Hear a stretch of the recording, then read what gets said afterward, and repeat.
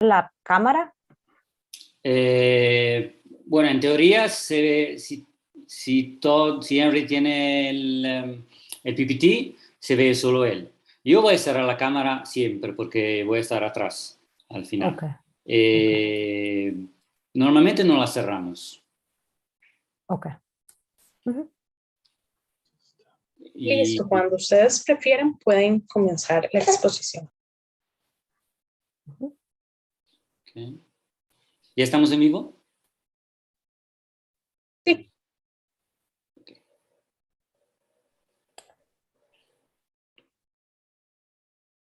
Good afternoon to everyone joining us today. We welcome you to the second gathering of the seminar series of the Programa Internacional de Estudios de Corea y el Este Asiático, PIESEA. My name is Carolina Quesada Cordero. I'm a professor at the School of Anthropology, and I'm also a collaborator with the PIESEA. Today, we will have the pleasure of listening to Dr. Todd Henry, Associate Professor at the University of California, San Diego, who will present a seminar entitled Wedding Without Marriage, Same-Sex Love Across South Korean History. We are also very pleased to have with us Margarita Salas Guzmán, Master of Social Science and Professor at the School of Communication here at the University of Costa Rica. Before starting today's seminar, I would like to remind everyone that the seminar series of PIESEA takes place every third Thursday of every month. Next month, we will have a conference by Antonio Fiori, a professor at the University of Bologna. In every gathering, we will have experts presenting on various Korean-related topics. The seminars will be broadcasted on both Facebook Live and the YouTube, and we would like to invite everyone also to leave comments and questions during this presentation that we will have today, so that we can address these questions during the debate section of the seminar. We welcome both questions in Spanish and English. To begin, it is a great honor to have Dr. Todd Henry here with us, who will present about this very interesting topic. Dr. Henry is a social and cultural historian specializing in modern Korea with a focus on the period of Japanese rule and its post-colonial afterlives. He is interested in cross-border processes linking South Korea, North Korea, Japan, and the United States. He has also studied in universities in the United States, in Japan, obtaining a PhD at the University of California at Los Angeles. Dr. Henry's first book, Assimilating Soul, published by the University of California Press in 2014, won the 2020 Sejong Book Prize in History, Geography, and Tourism. In this book, he addressed the violent but contested role of public spaces in colonial South Korea. Dr. Henry has written several articles related to the question of place, race, nation in colonizing and decolonizing movements on the peninsula. He has also published 3 edited volumes, the most recent of them, Queer Korea, published by Duke University Press in 2020, which offers a critical analysis of non-normative sexuality and gender variance in Korea's turbulent modern political history. Dr. Henry has been the recipient of 2 Fulbright grants, 2 fellowships for the Korea Foundation, and 1 fellowship from the Kyo Chang-chak Institute for Korean Studies at Seoul National University. He is also currently an associate professor at the Department of History and an affiliate faculty member of the Critical Gender Studies and Science Studies at the University of California, San Diego. He has also been a visiting professor in universities in the United States, South Korea, France, and here at the University of Costa Rica. In addition to his academic work, Dr. Henry has collaborated with activists, artists, and other citizens. So we welcome Dr. Henry to start his presentation. Thank you so much. Can you hear me okay, Carolina? Yes, we can hear you perfectly. Yes. And the slides are showing? Yes, they are showing. Okay. So thank you very much for the introduction, and I'm very happy to present my research to you today. Several years ago, I visited Costa Rica and spent almost 2 weeks there meeting and teaching graduate students. So I'm very happy to be back in some way in your country, and hopefully the presentation will give you some new ideas to think about Korean history. So what I want to present today is part of a new book project, which looks to journalism as well as science and legal regulations to look at the place of queer bodies in South Korea's authoritarian period. So you might consider that the period from after the Korean War up until the early 1990s. Typically, this period is usually approached either by top-down narratives that describe South Korea's economic success, or in other stories we have about political repression and other related accounts of resistance to political authoritarianism and uneven capitalism. So building on studies that address issues of gender and sexuality, as well as popular culture, I want to try to show you how discourses and representations of queerness were central to constructing and maintaining both a patriarchal, heterosexual, and capitalist society. Now, this argument might sound commonsensical to you, but in my own field of Korean studies, I think that these arguments require more careful analysis, especially because Korean studies continues to remain quite nation-centered, as well as heteronormative. So I want to try to push scholars in my field to look at queerness, not simply as a matter of non-normative sexuality and gender variance, but also as a way in which to reinterpret different kinds of histories. For example, militarism, industrialization, and other kinds of processes that we're familiar with, but we tend to not approach through queer lenses. So today I will try to offer you just one example of the broad range of queer practices and reading strategies that I will take to the topic of same-sex weddings, which I found through my archival research has quite a long tradition, a long history in South Korea, and therefore one that became a recurring object of scrutiny and even voyeurism.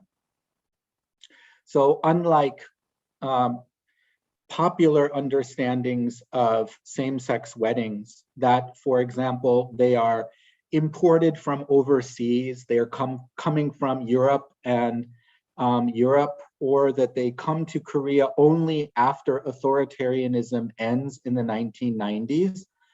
These understandings, I think, are inaccurate and unhelpful to try to think, reevaluate South Korean history through the lens of queerness. So let me just tell you how I began to study this topic. I have been living off and on in Korea since the late 1990s, the period when South Korea transitioned to procedural democracy. And I was active in LGBT student organizations since that time.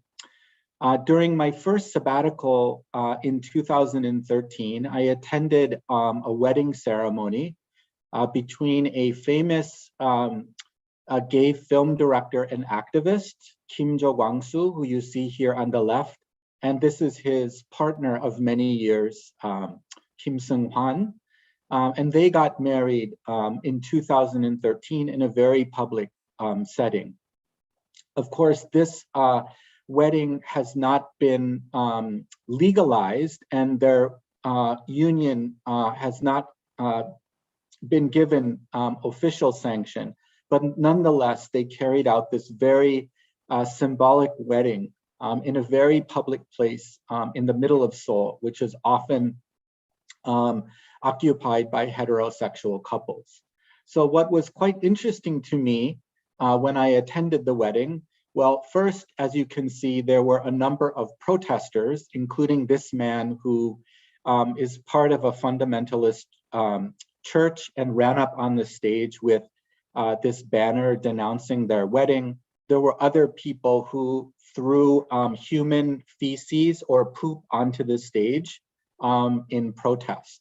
So it was quite dramatic, as you can see, both the people who came out to support the wedding and those who were opposing it.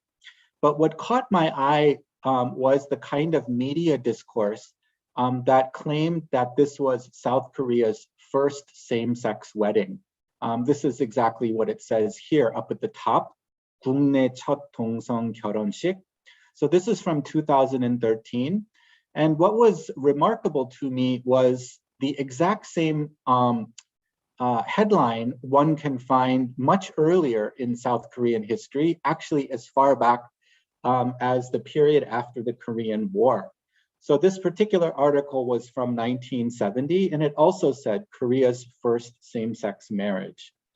So of course, there are considerable differences between these two moments of same-sex weddings and claims of being the very first. In fact, what I want to show you was that repeatedly over time, the media constantly had to reinvent the practice of same-sex weddings, which worked to both sensationalize the issue as well as to trivialize it.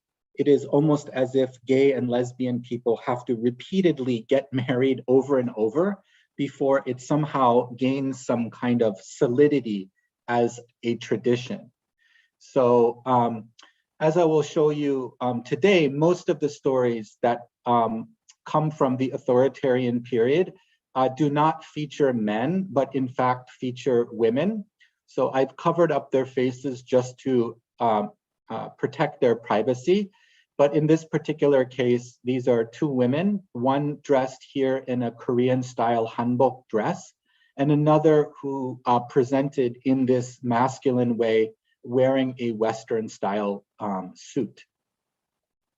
So a couple of points that I want to try to make today about the history of same-sex weddings, even though even to this day, there is no legal way for Koreans to become married. So the first point is, as I just showed you on the slide, the events of 2013 and 1970, both of them were obviously not the first time that Koreans sought to get married, and they were also not the same thing. So one of the things that we see after the authoritarian period ends from the 1990s forward is that under new conditions of democracy, the couple, the one, for example, in 2013 I showed you, were presenting in a kind of gender normative way. So you don't see one person, for example, in a dress and one person in a Western style suit, but you see them both together in the same kind of dress. So they are gender normative couples, and they are seeking legal recognition of their marriage. So perhaps that is what is new after we get into the 1990s, is that same-sex couples begin to ask their state to legalize their weddings.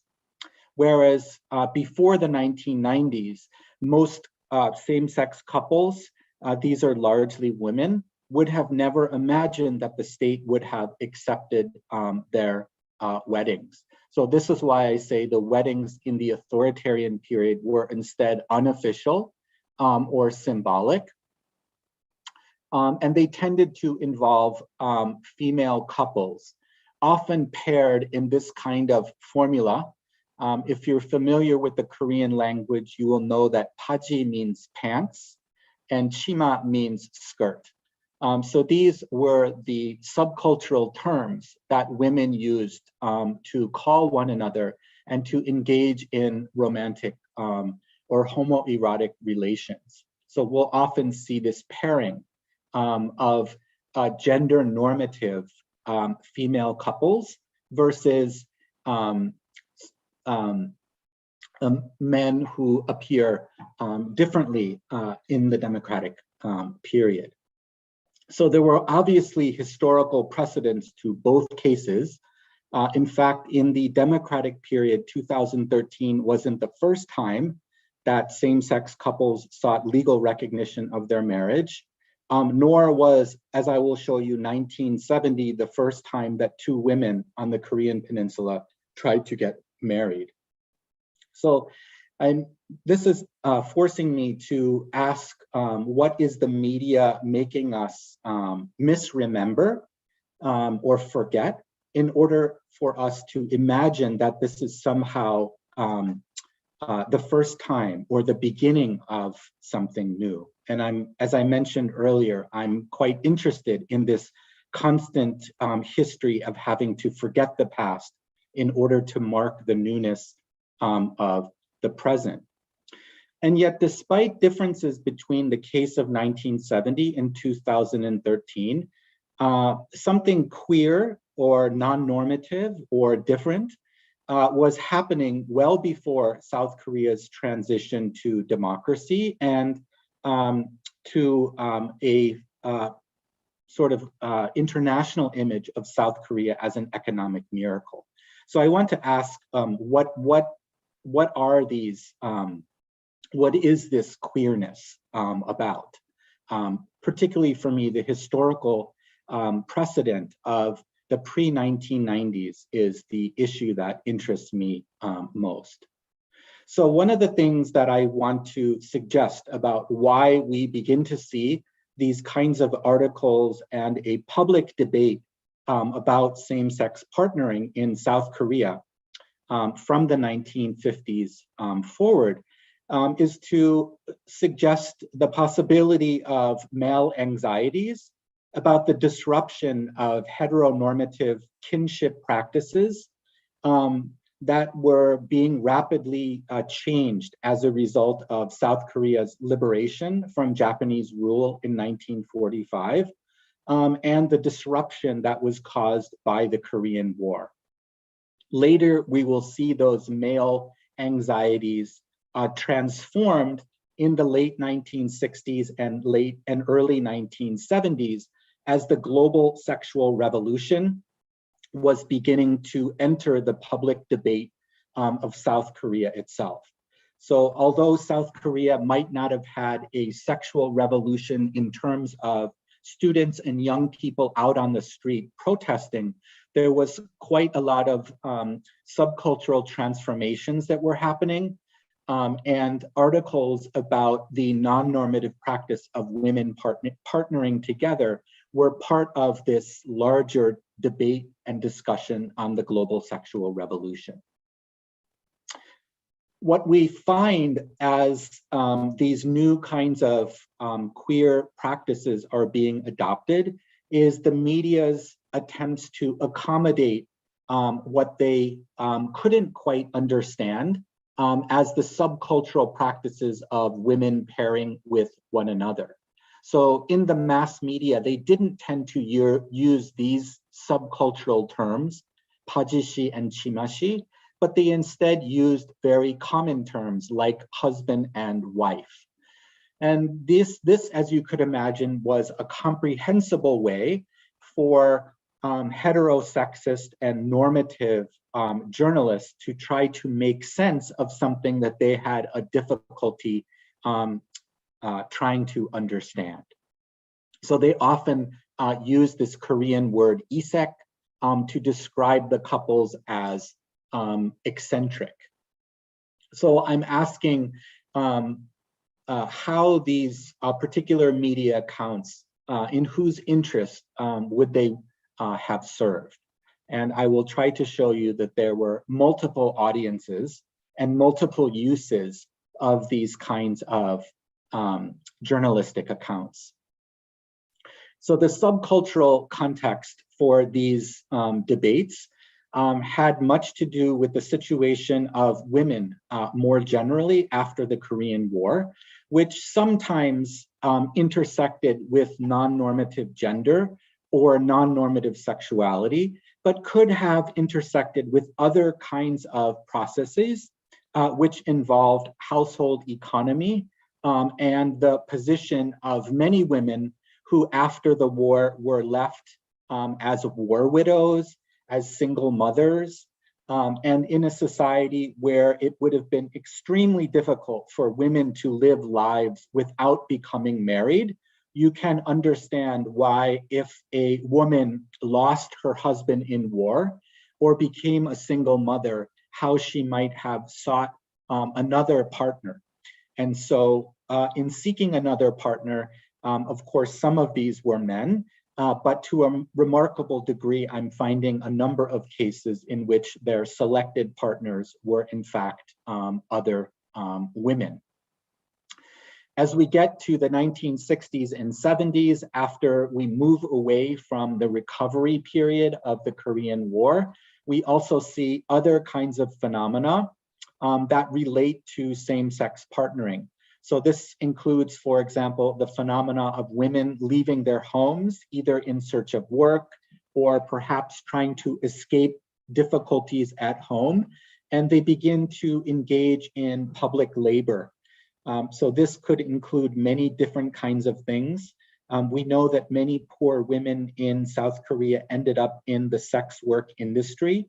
So that was one area in which they worked, but so were other new professions such as hairdressing, and several women are going to enter the driving industry. They become taxi drivers to explore, to both gain wealth and in some cases also to explore same-sex relations or some kind of deeply felt sense of difference. So in the case of masculine presenting women, taxi driving was one industry in which they could find like-minded people. So it's this kind of convergence of both issues of gender and sexuality, as well as other larger issues such as the industrialization of the country, the urbanization, and the growing creation of subcultural spaces in which women could meet one another. So when we think of same-sex coupling or the desire to become a wedded couple, if not legally, we can imagine these choices as involving a combination of several kinds of possibilities, which will depend from case to case, and many cases involve several overlapping reasons. So this can be an economically stabilizing maneuver. It can be socially dignifying in the sense of having a wedding ceremony and announcing to family members and friends the idea that one woman is partnering with somebody else. That doesn't mean to say that everyone was accepting of these female-female bonds, but nevertheless, it was important for these women to engage in the ritual practice of getting married. And of course, we can also think of other factors as well. One of the other points I want to make, and I've already suggested about going out of one's way to become symbolically married, is that there is what I found is some degree of familial recognition for these kind of partnerships. So to go back to the post-authoritarian period or the present era in which we have come to understand South Korea as a country where families do not support same-sex unions, what I am finding from this previous case is a sort of surprising degree of familial recognition of the practice. Again, that doesn't mean that it's accepted per se, but the rituals are being conducted nonetheless. We also tend to think of South Korea today as suffering from an overwhelming sense of fundamentalist conservatism and homophobia. And one of the things that I have found from this historical research to try to counter that view of Korea as conservative is the position of some religious institutions, especially Buddhist temples, but other kinds of religious institutions that would have been the sites where these ceremonies were conducted. And lastly, I want to also try to emphasize the creation of non-biological families through the practice of domestic adoption.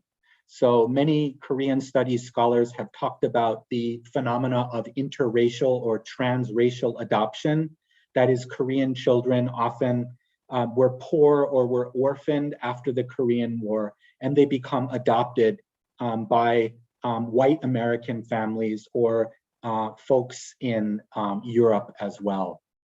So here I found a precedent for the creation of these kind of queer families. This is related to South Korea's orphan issue in the same era. So in the biggest picture, I want to try to think about how this research might connect back to the present and to think about how South Korea's past can tell us about how we might proceed today to empower, to give meaning, and for different kinds of marginalized populations, whether same-sex populations or others, how they can pursue and find happiness in a situation today which is very different from the past. Just a few slides. I'll try to go through these quickly so that we have enough time for discussion, but I think you'll get a taste of the kinds of materials that I've been looking through over the past years. So some people ask me, well, were there any cases of men who got married and who appeared in the mass media during this authoritarian period? And I found very few, if any, of those cases. And I just present you these as some kind of rare exceptions. This, in fact, was a gender non-conforming woman. So a male-born person who presented as feminine or female and who took a male partner and who cohabited together. So this is an image and a news story from just a couple years after the end of the Korean War from 1955. And you can see the two individuals together and the gender non-conforming woman taking up the tasks typically occupied by biological women, that is housework in this particular case. This was one case that I found from the 1960s. This is actually from a regional newspaper, and it's really hard to see because of the grainy nature of the pictures. When I first saw this image, I thought, wow, this is a rare case of two men who were conducting a wedding ceremony.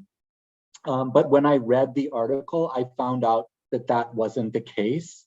In fact, the headline says, is it a woman? Is it a man? Is it an intersex person? So in fact, the person that you see on the right seems to have been a woman, but perhaps a woman who identified in a masculine way. And so when she or he or they decided to get married, this person preferred to present in this Western style suit. it sounds like the person was being pressured to get married by their parents, and their partner, this person over here, insisted that when they took, that they had to take some wedding picture that would have been legible or intelligible to people who attended the wedding ceremony, since two individuals getting married like this in South Korea would have been something perhaps so out of the ordinary or so unusual that it wouldn't have been accepted as the public presentation of these kind of gender normative pairings, what the mass media would call husbands and wives. So these are some of the accounts that I found from the early post-war period, which show us that from a very early point, the practice of female-female coupling and female-female marriages were beginning to take place. They often are described in the context of social criminality and sexual deviance. And so this is the mass media's attempt to try to understand something that is perhaps disruptive, unusual, and potentially dangerous in the eyes of the mainstream media, but which we can read across, in different ways to look at the subcultural practice of women partnering with one another. So here is an example from just a few years after the end of the Korean War from 1957. And it says the groom and the bride are both women, and that they had a really amazing same-sex wedding ceremony. So this is one example from early on in the period. And we can see these kinds of accounts continuing on well into the late 1950s and early 1960s. Here, if you read Chinese characters, you will see a clear reference to the phenomena of the war widow and the way in which women were, to some degree, partnering with one another. As you can see, in this Chinese characters, they're called abnormal couples. So clearly there is a kind of exoticizing of this female-centered practice that was being presented in the media. And this term I wanted to highlight as well. This is metdor bubu, which is a term that circulated widely around this time, but actually has references to an older history. So metdor is the Korean word for a millstone. So it's the kind of tool that you use in agriculture to smash grains and to create some kind of meal. So it could be, flour or corn or millet. So this is the term that was used to describe same-sex couples. Metdor is obviously a graphic reference to female genitalia, and the practice of women having same-sex relations. I mentioned that it referred back to a Joseon dynasty practice, and this wasn't in the context of, these kind of equal relationships of women where they tended to leave a male-dominated society. In fact, metdor bubu during the Joseon dynasty referred to a male-centric practice. It was actually used to refer to court women who were brought in to serve the king. So sort of like a concubine. And these women often were not called upon and simply lived with one another. And so it was said that some of them would have engaged in same-sex practices. So originally the term metdor bubu refers back to that pre-colonial Joseon dynasty practice of same-sex intimacy among palace women. But later, as we get into South Korean history, it's a reference to these women who, for whatever reason, are leaving men behind and are partnering with one another. It's very difficult to get any sense about the numbers of these women from this particular account from 1958. the reporter claimed that approximately 1,400 female couples were inhabiting the southern half of the peninsula, that is South Korea, with about 400 of them residing in the capital city of Seoul. And in fact, if we look at other media accounts from later periods, we can see that although many articles tended to describe how women would meet in big cities such as Seoul, this was clearly a nationwide phenomena. So here I present you two newspaper articles of female same-sex coupling and weddings that come from Busan, so in the southeastern part of South Korea, and the Cheonnam-ilbo, this is South Jeolla province, which is in the southwestern part of the peninsula. As I mentioned, many of the accounts, even as they talked about same-sex coupling, often were articulated in the context of social deviancy.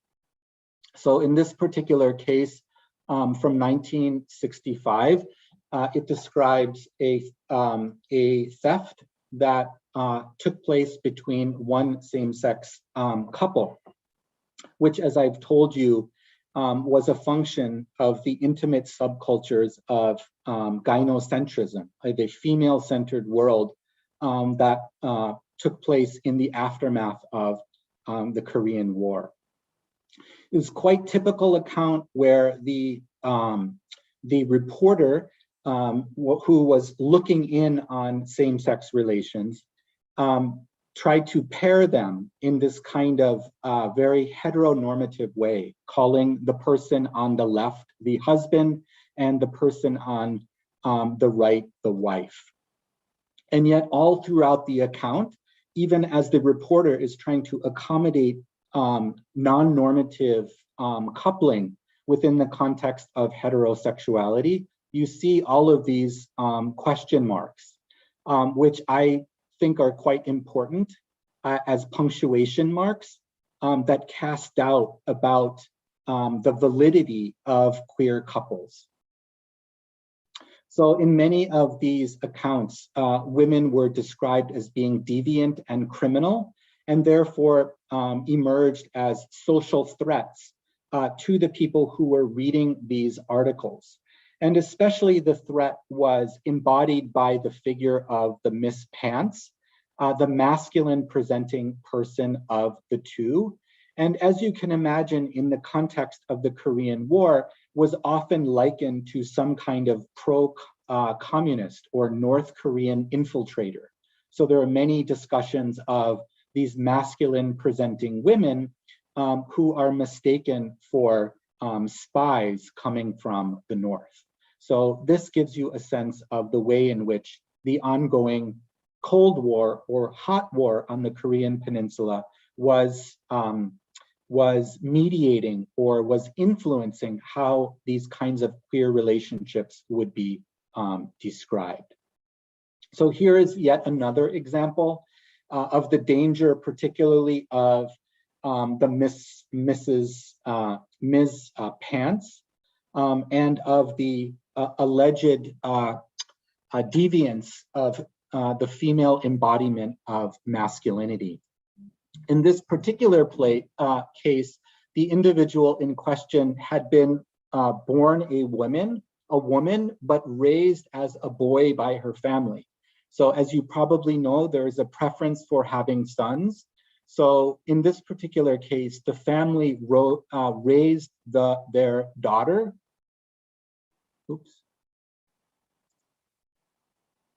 The particular individual was raised as a boy and then continued to take up masculine identified jobs, such as working in factories.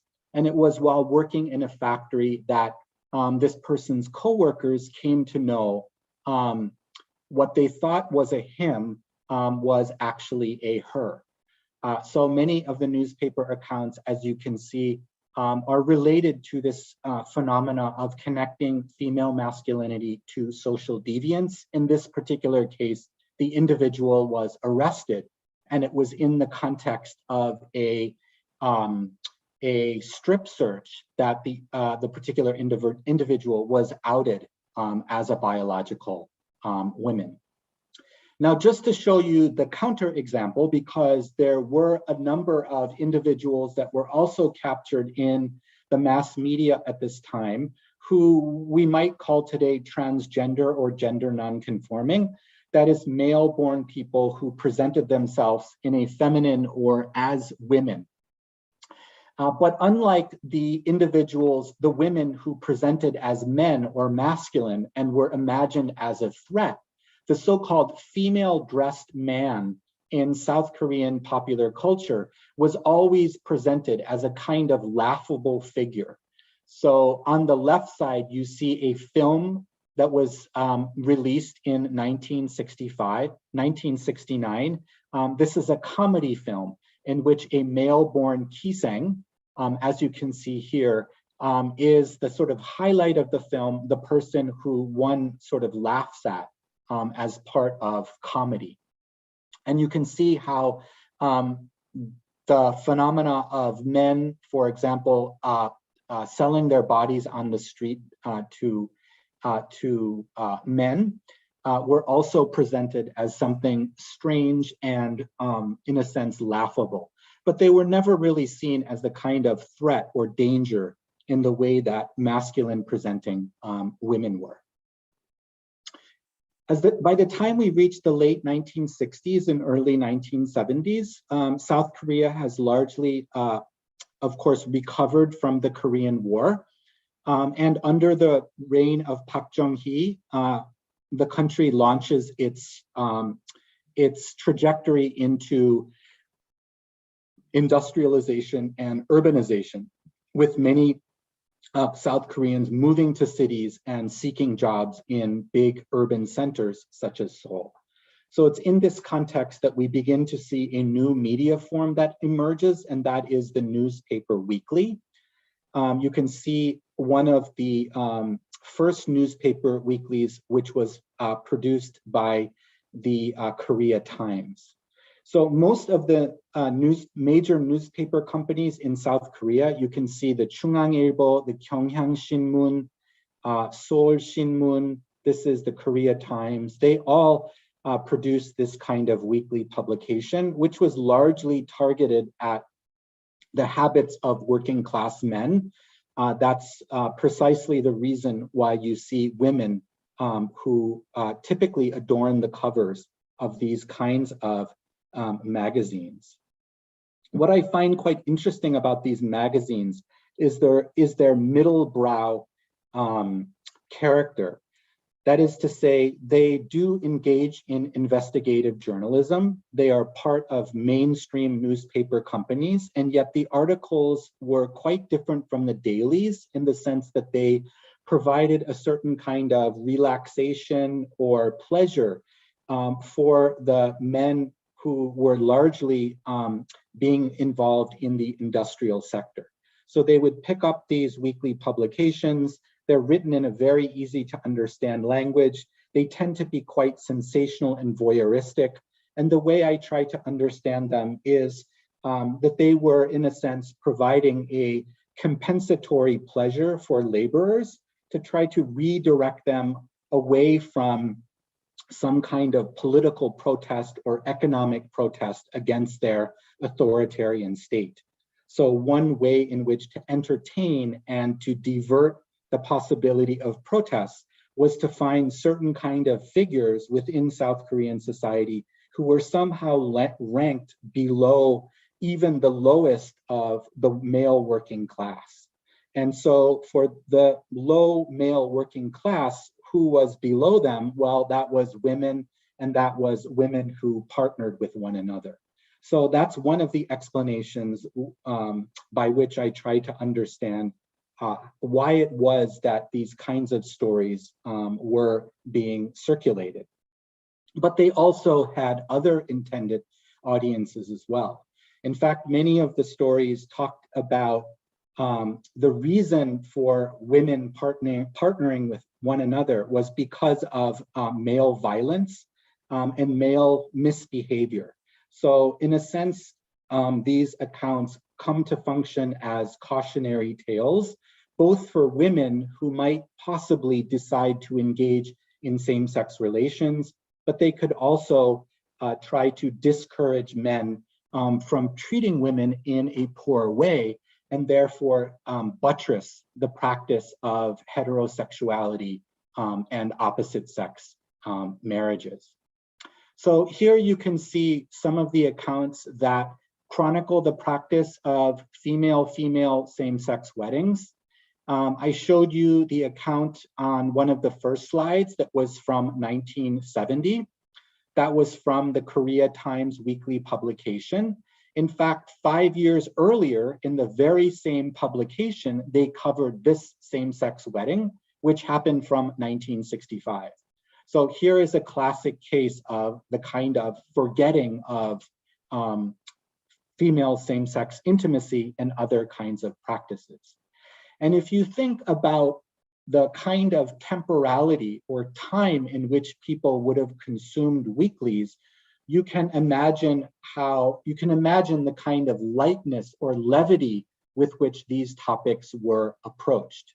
So you go out and on a day off, you buy a newspaper weekly, or you find a newspaper weekly, for example, in the barber shop or the train station, or someone has one on a bus that they've discarded, and you kind of pick it up and you read it quickly in your spare time. This is not like you engage in a critical reading of Marx or Lenin or some really difficult text. It's just something very easy to read, and then you throw it away. And this is one of the reasons why this kind of research was extremely challenging, because there are very few copies of these magazines, precisely because people threw them away, and because they were lowbrow or middlebrow. University libraries in South Korea tend not to hold them because they're sort of, outside of what is considered to be respectable. So they're in fact quite hard to find. You have to go to the national libraries or the newspaper companies themselves in order to find the accounts. So what I'm trying to begin to highlight here is the kind of disposability of queer accounts. And yet the accounts are extremely important for understanding these kinds of relationships, because in South Korean history, we don't have self-textualized accounts. We have very few accounts that would have been written by these women themselves. And so what we have to work from are these kind of outside views of this subcultural practice that we have to read through quite critically. So 1965, it says it's the first same-sex wedding. It's probably not. In fact, as I showed you earlier, here is an account from 5 years later, also mentioning that this is the first same-sex marriage. One thing I want to try to have you notice is, in addition to analyzing the text, I've also tried to analyze the visuals. So this is likely a picture from their wedding ceremony, in which having one person dress as husband and the other dress as wife would have been probably the only way that you could present yourself in a wedding ceremony. So that's probably why they were trying to do this. That is to say, they were, in a sense, accommodating themselves to South Korean society, but that does not mean that they were mimicking men and women's relationships. They were, in fact, doing something quite different. So if you look here, by contrast, you could consider this perhaps a private picture. This is a picture of them sitting at home. It looks like behind a closet with bedding. And if you notice their gender presentations here, it's not nearly as dichotomous as it is in the public picture for their wedding. So what I want to emphasize here is not the idea that women were mimicking heterosexual relationships, but they were taking what they knew from Korea's marital traditions and trying to use that in order to create something different, something we might call queer. This is the one account I wanted to show you of a very rare case of an individual involved in one of these weddings who it seems wrote their own account, in a sense, talking back to the kind of voyeurism and sensationalism of the mass media. So on the one hand, their account is still sensationalized. It says a kind of strange autobiography of a lesbian couple. So you can see the kind of hand of the mass media sensationalism. But then the title of the account says, please stop asking us about our sexual relations. So this is a really interesting account that I've discussed extensively. Let me just say a few points about it and what this particular individual was seeking to do, which was to desexualize their relationship and thus to normalize her partnership with another woman. Dignifying herself as a masculine woman and dignifying their same-sex relations in ways that heterosexual and gender normative readers might have understood. So in this account, the author tries to gain the sympathy and respect of the reader by crafting an emotional, a moving story of class struggle and family sacrifice. Positioning themselves, the author, not as some strange queer person, but in fact as a filial daughter of an underdeveloped nation. So in this particular history, it's only in the context of the deaths of her older brothers that she becomes to function as a kind of replacement son for her family and begins to present as masculine and work in male-dominated professions.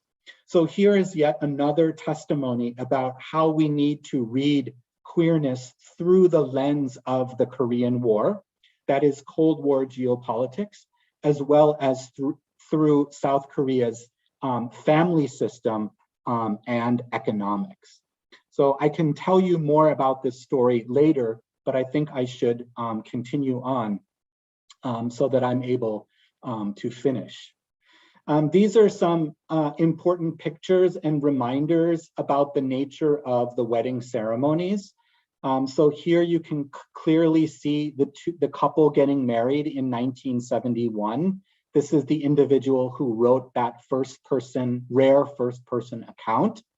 And you can see an officiant who is overseeing the ceremony.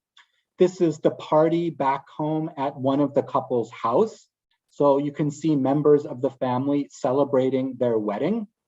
It looks like they changed outfits, presenting formally here at the wedding ceremony in a dress and a suit.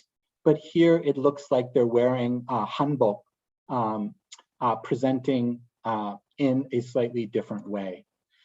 To show you some sense of the knowledge and perhaps even acceptance of family members, these are images that accompanied one of the 1971 account, which includes pictures of the couple in their dating and includes a picture of the couple who went on vacation with one of the woman's mother-in-law. So this is yet another reminder of the way in which same-sex coupling was not necessarily hidden from parents, but perhaps involved them quite intimately. And some other accounts of particularly the pictures that describe one of the partners' female masculinity, here working as a store clerk, and it looks like moving snow away from the house, something perhaps a man would have done in a heterosexual couple. Just a few more images that I'd like to show you from the 1970s and the 80s to show how the trope of female same-sex weddings was both disposed but also repeated. So this is a 1973 account about another female same-sex couple. But notice how the image from the 1970 ceremony was recycled and used to describe this particular new ceremony. So here is yet another example of this. This is a couple getting married in 1974, and you can see how images from previous accounts come back and are reused as a way of discussing this particular topic. This is the last section of the presentation, and I'm going to just go quickly, very quickly through this because I want to leave time for questions. Many of these particular accounts are described in terms of tragic tales, which was very typical, not just of Korean discourses, but of other discourses about lesbianism from around this time, in which it was assumed that lesbians could not have any kind of happy future together. And in describing female same-sex intimacy, the assumption would be that their relationship would end and somehow that they would return to dating Korean men. So these accounts I read as a cautionary tale that was directed at two different sets of readers. One set of readers were men who, on the one hand, were provided these kinds of accounts as voyeurs to, in a sense, make them feel better about the fact that they were relatively low in the economic ladder of South Korea's economic development. And yet at the same time, they were often described as being wayward or violent and mistreating women. So the storyline went, well, if men were nicer to their women, this is of course the patriarchal language of the weekly speaking, then women would naturally come back and partner with women.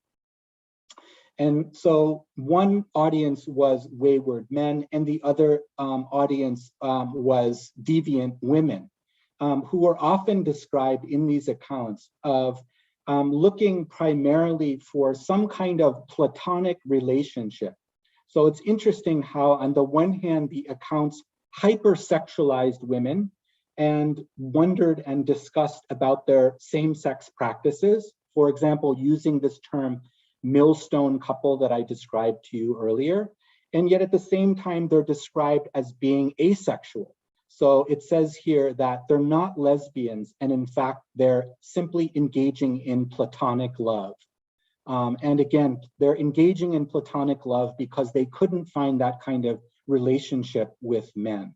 So there is a kind of implicit critique of mainstream masculinity here, even as women are being discouraged from partnering with one another. So these are some examples I found that very much fit this particular case. And these women, interestingly, also show us one of the points I made earlier about how these same-sex couples were also trying to create their own kinds of families, often through the practice of adopting a child. So as we know, South Korea's population was quite high at this time. Sometimes there were more children than families could handle. And so the children that couldn't be raised by their biological families were often put up for adoption, or sometimes, as one story told us, a local neighbor knew that this couple was living together. I don't know if the neighbors knew that they were both women, but they were a couple living together and they were childless. So the neighbor talks to the women and suggests that the women could raise one of their children. So this is a particular case of this practice of creating this kind of queer family. But most of the accounts describe not happiness as living together with a family, but instead unhappiness and the breaking up of these relationships. So the media accounts often describe in quite lurid terms the nature of their particular breakups. So this is one account from 1985 that was described in a lot of detail, not only the wedding ceremony, as you can see here, I note here the Buddhist context of the ceremony. This looks like a Buddhist monk with his head shaved. These are offerings, it looks like, to a statue of Buddha, and two women getting married here. Here I want to show you the existence and presence of people that are blessing the wedding. It looks mostly like women. In the back, there was this one man here to the side. So it looks that to some degree, family members and friends are going to bless the wedding. And yet in a rare account that follows the life history of this particular couple, this 1987 account describes their separation and their divorce, and what happens when couples break up and their relationships don't last as they might have expected. So let me just briefly conclude. I know I presented a lot of information to you. In conclusion, I just wanted to gesture back to the history of the post-authoritarian period when democracy comes back to Korea. And when the face of same-sex couples and of same-sex weddings tends to focus on cisgender gay couples, and it forgets the older history that I tried to tell to you earlier, which is based as much on same-sex relations as it is based on issues of class and poverty of women, as well as different kinds of gender dynamics. So just looking to a couple of the examples from the post-authoritarian period, and to show you the kind of new presence of gay male or gay cisgender couples taking the stage of queerness and replacing women. This is an early South Korean gay film, Broken Branches, in which a middle-class gay couple at the end of the film announces their love for one another and are enjoying the life of a bourgeois or middle-class existence. And to go back to the example I showed you at the beginning of the presentation, another example from a more recent period that describes queer relationships. Now in an era when it's possible for a state like South Korea to legalize gay marriage, of course it hasn't, but there have been various attempts since the 1990s to do so. And this tends to focus not on lower class women partnering as the authoritarian media showed us, but is instead focused on middle class cisgender men, like the two men that you see here on the stage. So that is all I have to present to you. Thank you very much for listening to my long presentation, and I look forward to your many questions and comments. Thank you very much. Thank you, Todd, for that very interesting, very engaging presentation. Now we're going to have the participation of Margarita Salas Guzmán. She's a psychologist, a Master's of Communication and Development from the University of Costa Rica, and Master's in Public Administration from Harvard University. She works at the School of Communication at the University of Costa Rica and has more than 20 years of experience working with development organizations, both nationally and internationally. She has published several articles on gender and information and communication technology. She also has a long history of political advocacy, co-founder and active member of several LGBTIQ and human rights organizations such as Acceder, El Beso Diverso, and the Front for Equal Rights. She was also the presidential commissioner for the LGBTIQ plus affairs of Costa Rica during the Alvarado administration. So now we will have her participation. Thank you, Margarita.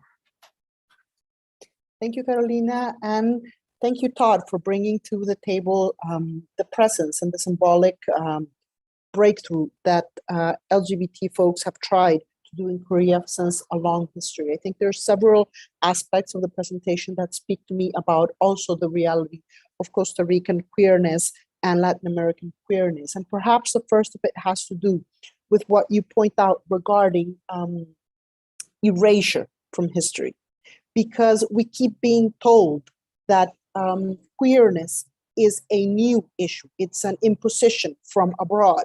But then, of course, any accounts we can do where history shows us the presence of queerness within our own culture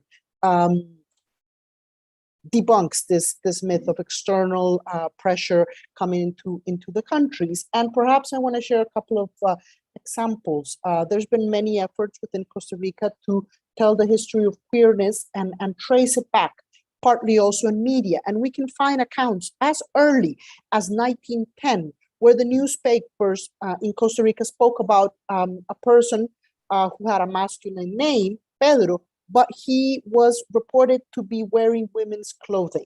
So here we have probably the account of one of the first trans women in newspapers.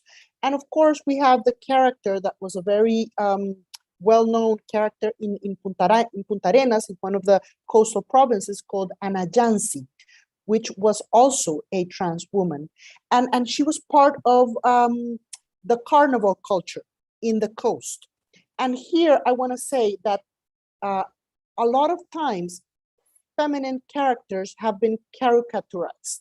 They have been made fun of. And this has to do with a gender component that views masculinity appropriation, masculine appropriation, as dangerous.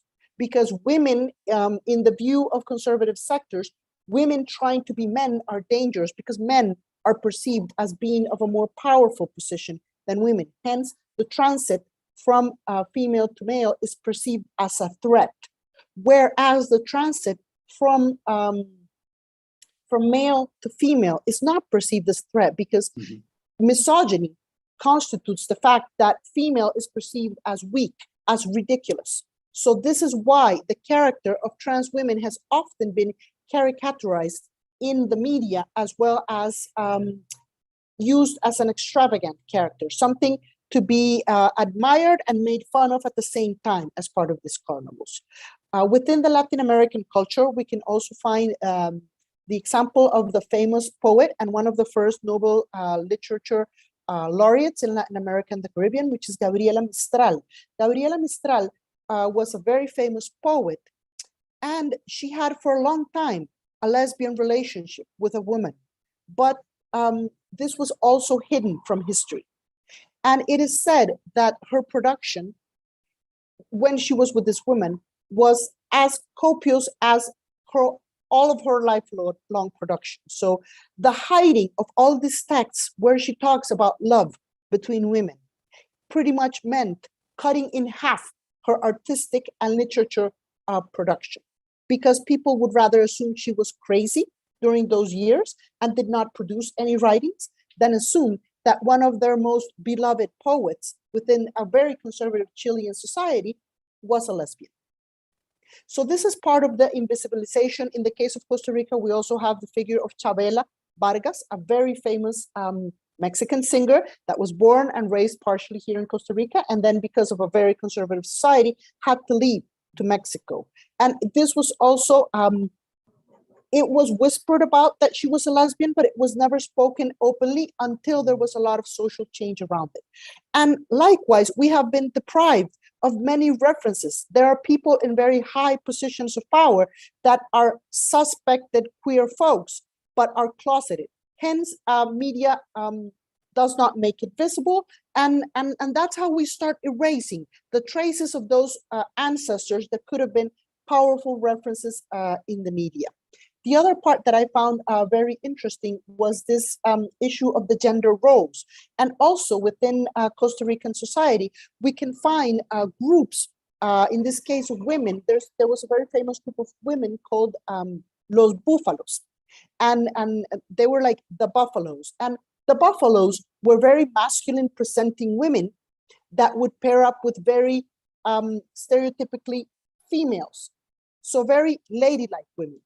And this would be a mechanism of protection, because since the buffaloes were very masculine presented, then they also exercised the roles expected to that presentation, so they were able to protect their women in bars and in other public spaces. And they were probably the first women that started breaking with some of these gender norms in the 70s, going to bars, sitting at the bar instead of at the table, and presenting in a very masculine manner with plaid shirts and pants and all of this. So this was part of the mechanisms. And at some points, this has also been a survival strategy for the queer community within our countries, which is mimicking heteronormative standards and presenting queer couples as if they were heterosexual couples because of the way they present.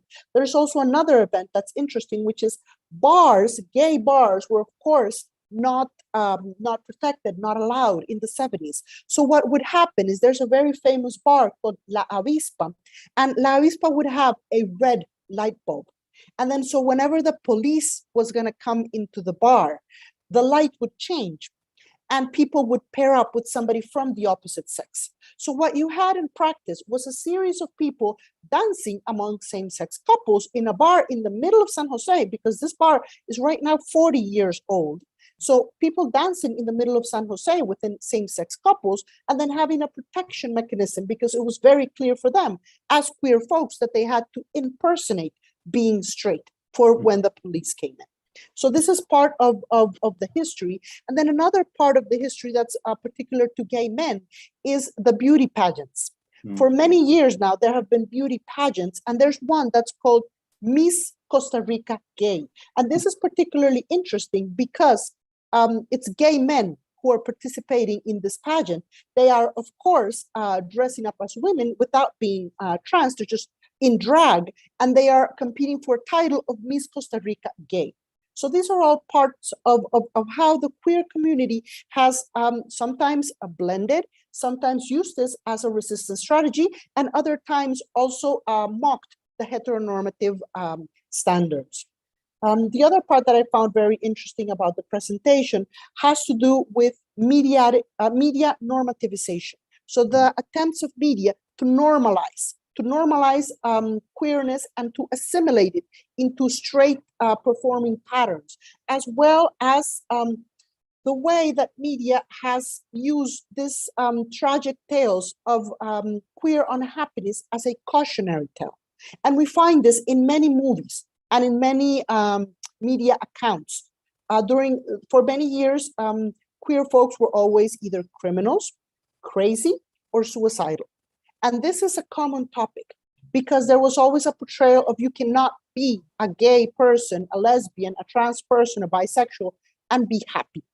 If you are breaking with this heteronorm, then you face the consequences. And the consequences are that you are a crazy person, that you are mentally unstable, that you are shunned by your family. And this has been one of the issues that we had to fight the most against, to be able to provide positive references for those growing up within the community, and also to change the perceptions. When the fight for equal marriage came to Costa Rica a couple of years ago, one of the main issues that we found we had to work on was portraying stories of family acceptance. Because when people were asked what they felt when they saw pictures of same-sex weddings, was that they felt sad because those people were alone and their families were not going to be with them on the most important day of their life. So we started producing, as a movement in Costa Rica, we started producing a series of stories that was the voices of the families of those people that were getting married. So we could start bringing into the media the stories of accepting and loving families, to break away with that trope of LGBTQI people as people that were shunned and were alone and apart from society, outcasts, if you will, and rather making what is already evident, that there are many families that are accepting of LGBTQI folks, regardless of legal status, because that's another interesting part of what you show here. There's one thing, which is the fight for the symbolic, and then there's another realm, which is the fight for legal. And even though a country may not have legalized same-sex unions, it may have already moved a long way in changing the way same-sex weddings are portrayed and the existence. The fact that a union is not legal does not mean that it won't exist, that it won't exist for the people involved, that it won't exist for the family, for the friends, and for society in general. And this is part of what needs to be shown as well. Regarding the capitalist overtake of LGBTQI vindications, this is also something that happens. And like much like you portrayed in the last slides about gay cisgender men taking over the public image, Costa Rica also has a very burgeoning industry of weddings, of beach weddings, and people that provide services. And this goes on from even before when it was legal or not, because people come to the country then to get married, to have a symbolic wedding, to have their loved ones with them. Because the issue of weddings also has to do not only with the legal aspect of it, that's very important, because in fact, it attends to that second population that you were mentioning regarding impoverished or people with less access to less resources, namely also queer women with less access to resources, because it protects their assets, it protects their legal stature, it provides some protection against many discriminations from the system. But for other people, the most important part is the symbolic acceptance of the community, the way the ritual allows them to have their celebration of their relationship. And this is also important because it may seem an accessory, but our existence also deserves to be celebrated. And a society that doesn't celebrate same-sex unions has a long way to go in being able to accept this as a healthy and natural outcome of many of the possible relationships. Work with media has been key to change the way they're portraying. For example, trans folks still to this day get only portrayed putting makeup on. And they've asked many times, there's a lot more complexity to our lives than just the fact of using makeup or not. And this is part of the work we've done also with media to be able to get out stories that are important and significant for people. There's still a long way to go, rescuing the history of how the LGBTQI movement has been present throughout the struggles in Costa Rican history. And sometimes in alliance with left-wing groups, sometimes in alliance with the feminist movement, with the environmentalist movement. It's not true that the movement or that LGBTQI people also only confirm to this identity as the main source of main driving force within their lives. It's important also to note that this LGBTQI population has been involved in many other struggles, and this should be part of what gets incorporated and gets taught in the universities, in high schools, even in elementary school, so that people are aware of the role LGBTQI people have played and the social movements that are under this flag have played throughout the history of the country, as well as how we've contributed in the different realms of science, of sports, of arts, and every part of humanity. So this is still something to be worked on. We have done efforts to have a virtual museum that brings together many of these pieces of the history of Costa Rican struggles that can be tracked back to possibly the 70s or the 80s, as well as the different manifestations in press and media of LGBTQI folks before that time, even as far back as the 50s, or like the case I mentioned in the 1910s.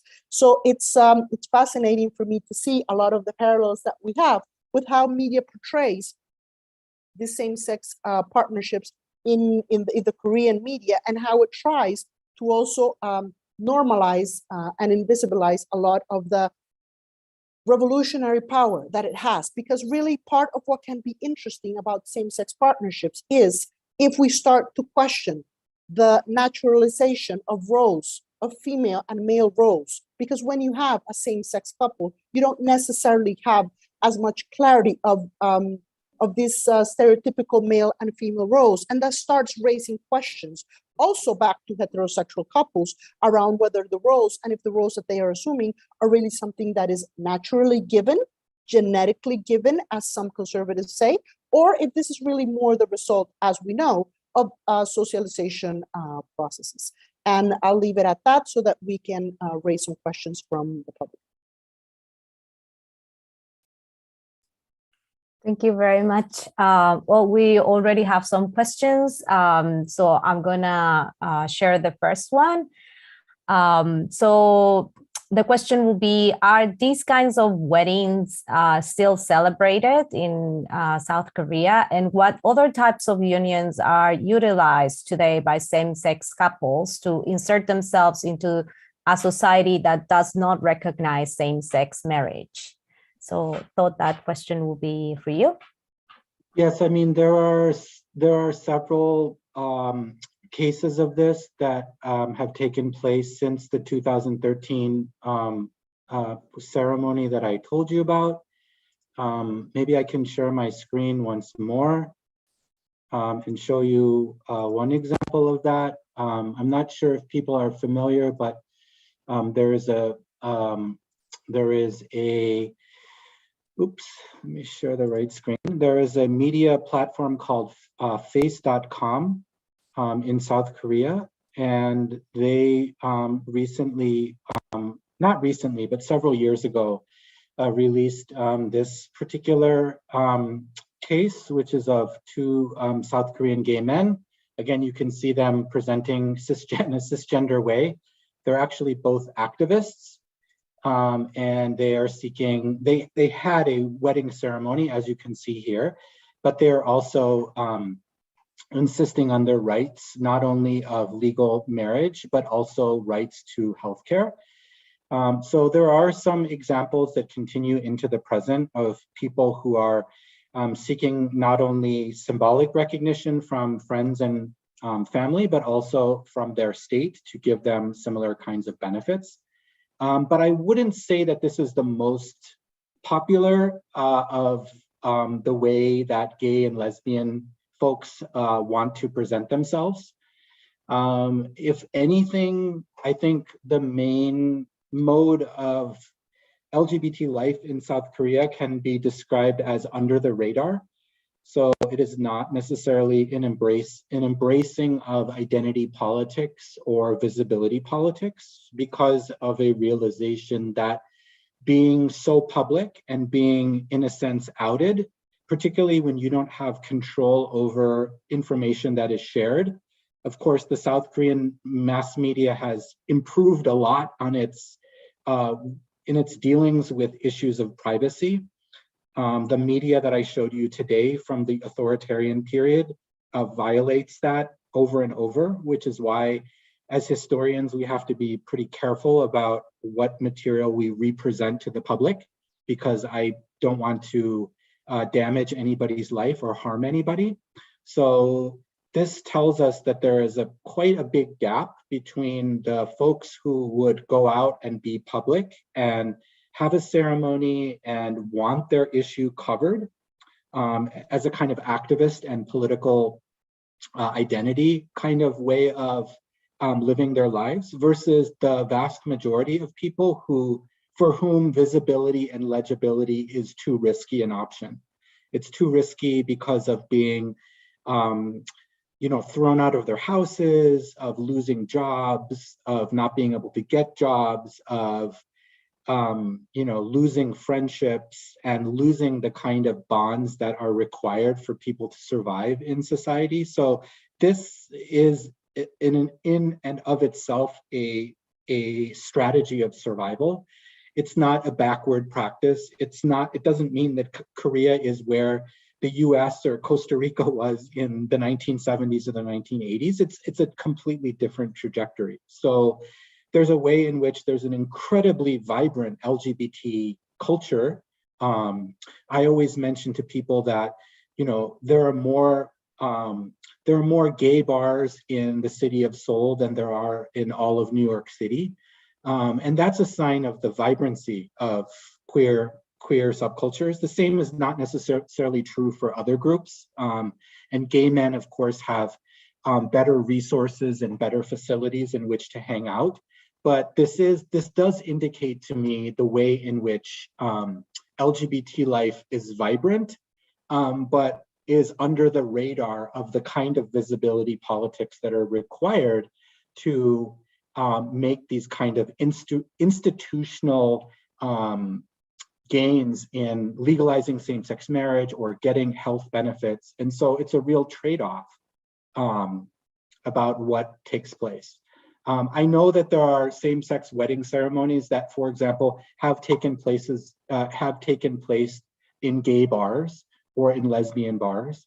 Again, not sort of out in the public, not on TV, not covered by the media, but many, many instances in which that is the community, that is the small community in which you can kind of do a small coming out and get support from your friends, your extended family, your selected family, and that's the kind of support mechanism. So the kind of circles of visibility are something that we need to take really seriously. It's not simply a matter of being out or being in, but it's a matter of how much exposure do you want to subject yourself to. So you might be perfectly fine to tell this group of people and they're the supporters of your wedding, but over here to this group, you can't, bring that kind of issue up. And so there's a kind of, I don't know if you want to call it code switching or a kind of going back and forth between different social spheres, which are not all the same. So you can imagine what this kind of situation might do to somebody in terms of stress and mental health issues. It might put a lot of burden on you to try to constantly have to negotiate.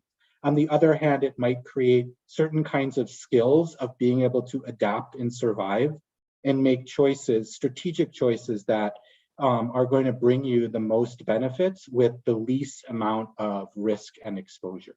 And that's also different for different kinds of people, right? So a cisgender gay man or a cisgender lesbian woman can probably fly under that radar in a way that folks who are gender nonconforming and trans struggle with. And so we should also be aware that of these differences between different kinds of groups, between groups that can, if they're outed or if there's some kind of risk, they can flee back to, an apartment or someplace else where they have resources.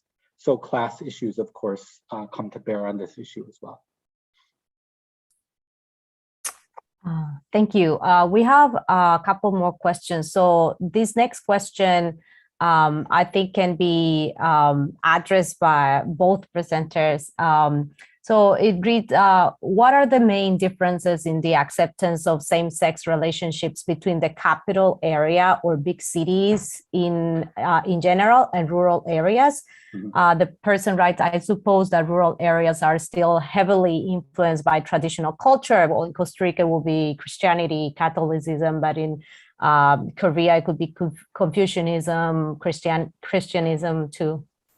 So maybe we start with Margarita and then continue with Todd. Yes, even the first thing to understand this is that our state has a lot more presence in the capital than in the outskirts of the country. So there are many institutions that people would not be able to access. Likewise, NGOs and social movements are much more concentrated in the capital than in the outskirts of the country. There's a very heavy prevalence in this moment also of evangelical communities in the outskirts of the country. And this is sadly accompanied a lot of to repression. So just to put an example, there was a gay Nicaraguan man that people tried to burn alive in Guanacaste, and he was hospitalized, and he's managed to wake up because he was in induced coma for a long time, but he has very severe injuries. Also recently in the outskirts of the country, in Palmares, there was a gay man that was attacked and he was hospitalized, and he's now stable and coming home, but has severe injuries that his family now needs to help him navigate.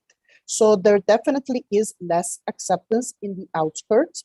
There's a lot more risk, and this it's not a coincidence then that a lot of LGBTQI folks are displaced from their communities, and they come to the capital to try to find better safety networks, better access, and to live with and create their families, their chosen families, because many times their own families, their own biological families, have shunned them, have expelled them from their homes, and they don't have access to any safe spaces, not even bars, not even any organizations. So yes, it's still very difficult for people within the outskirts of the country to be able to exist, even though Costa Rica legalized same-sex marriage and recognized their name to transgender folks. So this is part of what we need to be careful with. Legalization does not mean the social acceptance has come in part with that change. Margarita, thank you so much for sharing that. I wanted to mention one other phenomena. You may know that South Korea has one of the world's lowest birth rates. The population is quickly decreasing, and many people are postponing or delaying marriage, especially women. So there is a phenomena in South Korea called pihon, which is their, I suppose, anti-marriage. They basically want to live by themselves for the rest of their life. That doesn't mean they might, that doesn't mean they don't have friends, or that doesn't mean they have other kinds of relationships, but they see marriage as an institution of power and an institution of oppression, particularly for women. So there has been a practice among these I'm not going to get married people to have ceremonies together announcing their I'm not going to get married status. So it's a sort of non-marriage marriage ceremony where they announce this to other people and they gain the support of that particular community. So I wanted to mention that as another example of where these kind of symbolic ceremonies come into play that are inherently queer, but might not have anything to do with non-normative sexuality or being transgender or gender non-conforming. It could be simply a statement of, I don't want to get married. So I think that is important to recognize. The question about city versus countryside is a really interesting one. In most of our stories, in many national contexts, we tend to think of liberation comes by leaving the countryside and coming to the city. City is where communities tend to congregate, there are larger numbers, there's greater anonymity. That's sort of the conventional story about why the city is the bastion of freedom versus the countryside, which is sort of less accepting. And certainly in Korea, there are those kinds of dynamics. But what I've found, in fact, is those dynamics might be not as pronounced, or they might be new. So there is a very good documentary film that overlaps with the topic that I presented today, which is called Troublers. And in part, it follows a female-born person who identified as masculine and presented that way, both in their hometown as well as in the city. The person was born in 1945 and recently passed away. So when they were interviewed in 2010, they were already, 55, 65 years old, 70 years old. And one of the interesting things that we see in the documentary is that this is actually reversed. So in the hometown, everybody knew that this person was a daughter.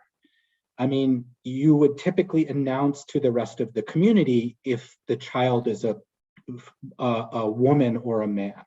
And this is why intersex children in South Korea had such a difficult time, because of this binary system of only seeing girls and boys. So intersex children had to choose one or the other and be raised in one way or the other. But to go back to the story, this particular individual obviously was known as a daughter, but was also known as someone who presented as masculine. And in the film, the footage where this particular individual, now elderly, comes back to their hometown and is talking to the neighbors, there's a complete understanding that this person was born a woman, but presents as masculine.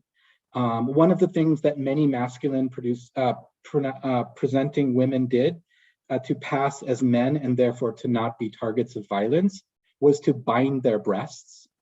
So what's interesting is when this person is back in their hometown, they don't bother to wear the breast binder, and they go by their biological name. But when they're in the big city, they're much more fearful of people who didn't grow up with them and don't really know their story and might not be accepting, particularly because of the nature that people don't have as strong relations with one another in a city. There's not that kind of village or community support system. So what's interesting to look at in the film is that in the city, this person is very careful, always binds their breast, goes by like a male sounding name. But in the countryside, that is not the case. So it kind of makes us rethink this paradigmatic story about having to leave the backward countryside to go to the accepting city. And in some cases, historically or even today, that might not necessarily be the case. And of course, with social media, it's also possible to skip over a lot of differences and to connect with people in new kinds of ways. So more research, I think, is needed to answer the question about how does the city serve as a home. The city can be a place of connection, but it also can be a space of alienation in which the countryside could be a place where people might, for better or worse, know your story. And many people I've talked to have told me stories when I was growing up in my village. You know, I knew someone like the person that you're talking about in your presentation.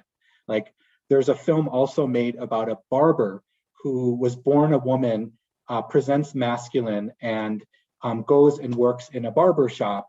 And in a barber shop in South Korea, that means a male-dominated, misogynistic space where the male clients are constantly sort of making fun of women and sexualizing. So here you have this woman who is passing as a Mr. Pants, and in the space of the barbershop has to make jokes about other women. And you can see how they're totally uncomfortable. And this was in the space of a more rural or suburban area. So all of that is to say that the question requires us to think carefully about what we think we might know about urban and rural, and what the different kinds of patterns are like in different places and times. Thank you. We have one last question. So this is a little bit of a long question, so I'm going to try to summarize it. So this person would like to ask about how this history of same-sex marriages and relationships presents in contemporary South Korea. So this person is talking about how he or she lived in South Korea for a long time and knows people that identify as LGBTQ plus person, but they not necessarily display their identity. So this person also asked, would it be important to publicize or educate more about Korean history on same-sex marriages and relationships that existed in the past? So it's more about how in the contemporary this history plays out and how it plays out both for people who will identify as LGBTQ plus person and people that don't identify in this way. I hope it's clear. Todd. No, it's a perfectly clear question, and it's a really great one. I mean, I think there could be a lot of different uses of the research. So, and this depends on the particular audience. So for activism and for people who are seeking LGBT rights through the legalization of same-sex marriage, one of the points of contention or one of the criticisms, as Margarita and I were just talking about, is that this is some kind of foreign imposition. It comes from outside. And there's a long history in a post-colonial, or you might say, quote unquote, a previously third world or global South nation. You see this in many places. I would imagine you might see it in Costa Rica too, where legalization of same-sex marriage is seen as some kind of Western import. So we see this like in post-colonial Africa, where homosexuality is often described as being brought in from overseas. The same thing was true in the 80s with HIV/AIDS crisis. It was often described as like a foreign product that comes into Korea and is not indigenous to Korea. So towards that kind of conservative homophobia or transphobia or misogyny, I would direct the research and say that Korea has this tradition. It's not unique to the West. The West doesn't have a monopoly on this. Korea had its own tradition. It actually dates back before 1945. So it's neither foreign nor it's new. So if that could be of support to those who are pushing for the legalization of LGBT rights, I would gladly have them use my research in that way, and use it to, present that to the people in the National Assembly to try to gain more support. For those people who don't necessarily see legalization of same-sex marriage as the best agenda for activism, after all, there's lots of agendas for LGBT activism, which could relate to, for example, the questions of LGBT youth being thrown out or living on your own. It could be about LGBT poverty or women's poverty. I mean, there's many issues, of course, we can focus on for LGBT. So it doesn't necessarily mean that it's the legalization of marriage. And as I mentioned, there's very few people for whom a marriage to a person of the same sex is going to be an option in their particular family or economic status.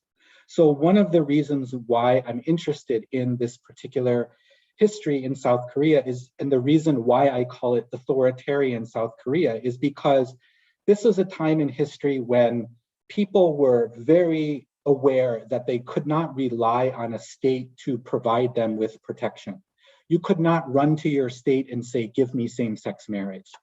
I mean, activists in South Korea who were more interested in overthrowing martial law couldn't even ask their state to do that. They had to go out into the streets and fight for that kind of thing in order to create the conditions, the political conditions in which you could request certain things from your state, like LGBT rights or environmental protections or rights for disabled people and all kinds of other things. So what I find useful from this past is, and why I think it's important for the current generation to reconnect to their, I'm not going to say their ancestors, but their predecessors, is because I think there's something to learn about how people survive and live when they cannot rely upon a state. We know this very well, that states are good for many things and we have to go through them for lots of things. If we want a driver's license, you can't just show up at your mother's house and say, Mom, give me a driver's license. You have to ask your state for it. But there are other things that states fail us on. They don't do very good for us. So, at the same time that people can continue to push on the state and are engaged in legal battles, I think that's important. But there's also something to say about areas where we don't always ask the state, or the state isn't the first place we go to for our happiness. We might go to one another. We might go to one another for protection, for solidarity, for community, for our communal living. So, for example, the women taxi drivers who often in the 60s and the 70s faced violence from men in the public sphere. They were beaten, their money was taken away. They created their own taxi union, often without recognition from the state. They created their own living quarters where female taxi drivers lived with one another. They had a dorm room where if you came up from the countryside and you're a woman and you wanted to be a taxi driver, you had a community of support. So to me, it's not seeing the authoritarian period as the history that we've left behind, the bad history that we've left behind, and we've gained all these things under democracy. Of course, that story is true, but democracy has not provided us everything either. And so remembering the history of people who had to struggle when they couldn't rely on their state reminds us of other ways that we can sustain ourselves, create community, create protection, and seek the best possible livelihood we can.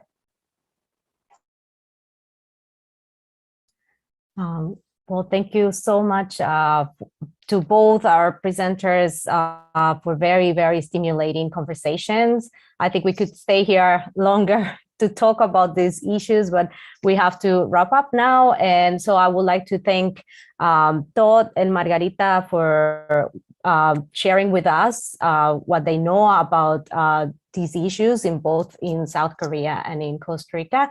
Also to the people that joined us through the YouTube and the Facebook Live, thank you so much for the questions. And don't forget that we'll have another seminar on Thursday, the 16th of June, with Antonio Fiore, professor of the University of Bologna. Thank you so much and have a good evening. Thank you.